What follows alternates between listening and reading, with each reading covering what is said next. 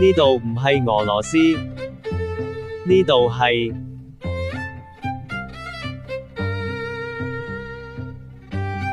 呢度唔係韓國，呢度係， 안녕하세요 연길. 呢度都唔係日本溫泉區，其實呢度係，睇緊片嘅你哋，記得點讚、分享同訂閱啊，多謝晒。上集講到喺哈爾濱食埋個午餐，跟住出發去延吉。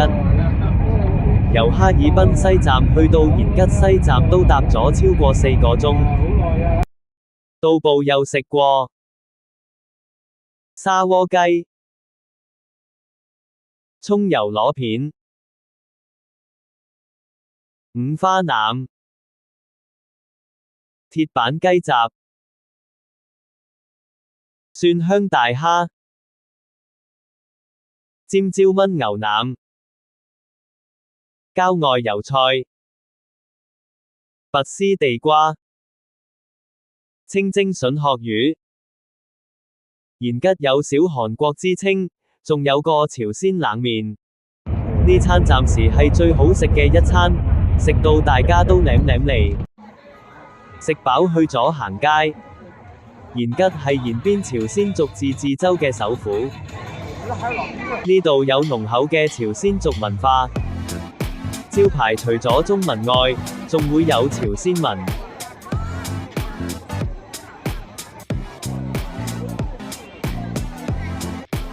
一個普通嘅星期二，夜晚8點零鐘，點解條街可以咁多人？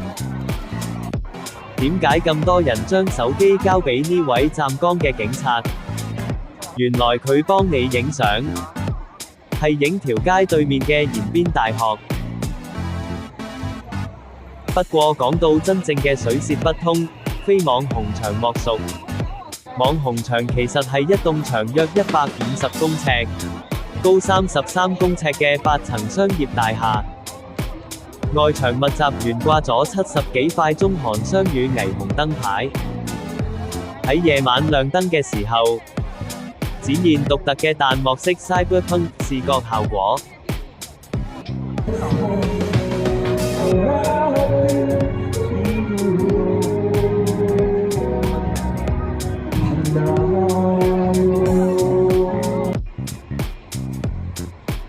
喺呢度逗留咗大約1個鐘，就返酒店休息。連續2晚入住延吉希爾頓日林酒店。房間裡面有一塊有燈嘅大鏡，一個洗手盆。淋浴間非常寬敞，大電視同埋梳化。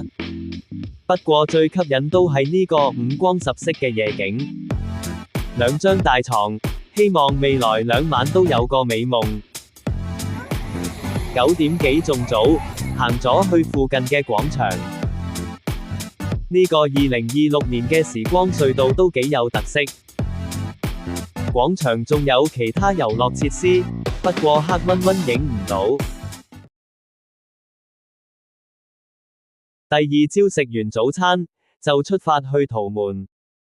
圖門係緊鄰朝鮮嘅一座城市，隔住條圖門江，對面就係朝鮮。成日聽人講，朝鮮係一個既神秘又唔對外開放嘅國家。而家呢個神秘嘅國度離我哋近在咫尺，真係游水都可以游到過去。不過相信冇人會咁做，或者係冇人敢咁做。望過去啲屋好似冇人住，但係唔知點解，總係覺得感覺有好多對眼一路望住你。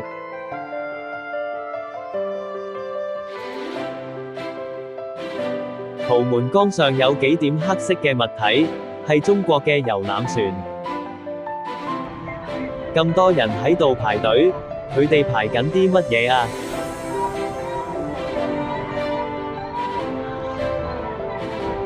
原來喺呢度嘅另一個打卡點，86號界碑。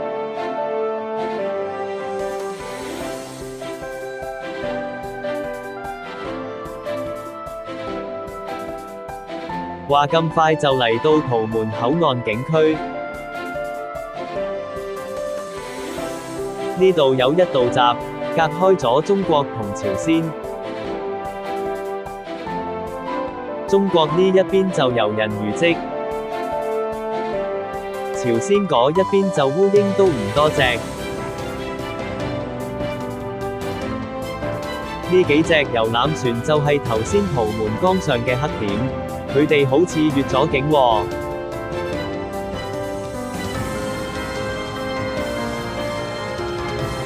我哋而家離朝鮮越嚟越近啦。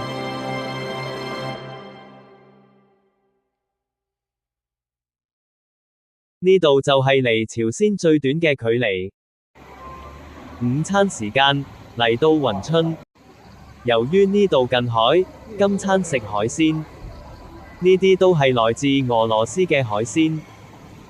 根據維基百科，板蟹來自冷水深海，蟹肉飽滿並且蟹膏豐富。呢個應該係海鮮湯，除非唔係。炸茄子、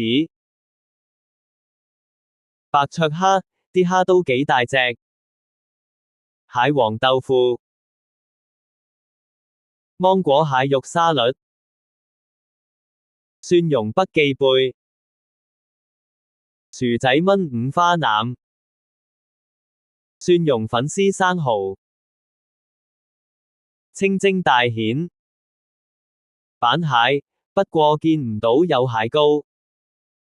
經過一個用套娃做主題嘅樂園，聽講以前暑假有好多俄羅斯人特登嚟呢度玩。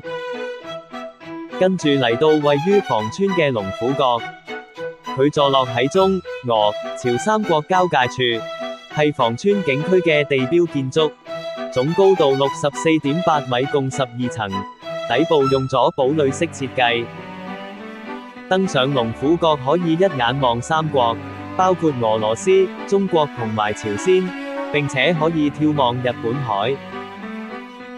遠處見到有條橋連接俄羅斯同埋朝鮮，但係條橋嘅高度只有9米，目的係唔俾中國嘅船隻駛出日本海。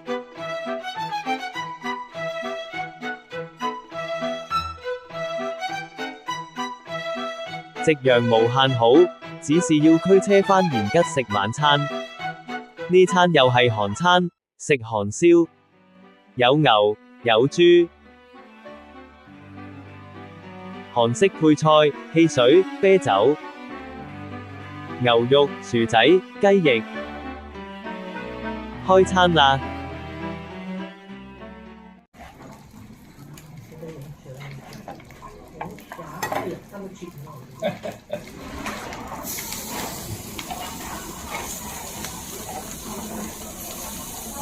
第二日去影韓服，唔知係唔係近邊境嘅關係，呢度有好多戰鬥機飛嚟飛去。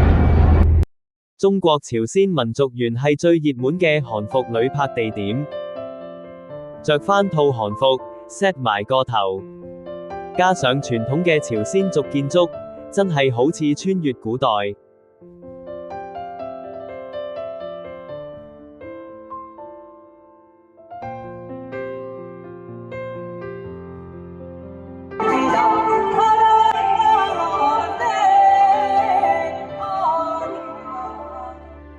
我都唔執輸，影返幅相先。除咗影相，呢度都有唔同嘅遊樂設施可以玩。晏晝又係食韓餐，今次食人參雞。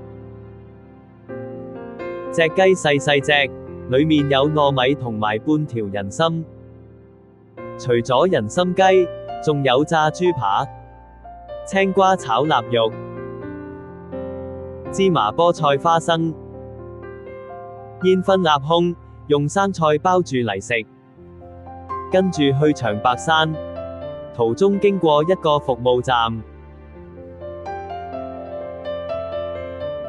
下一集我哋會去到雲頂市集、恩都里、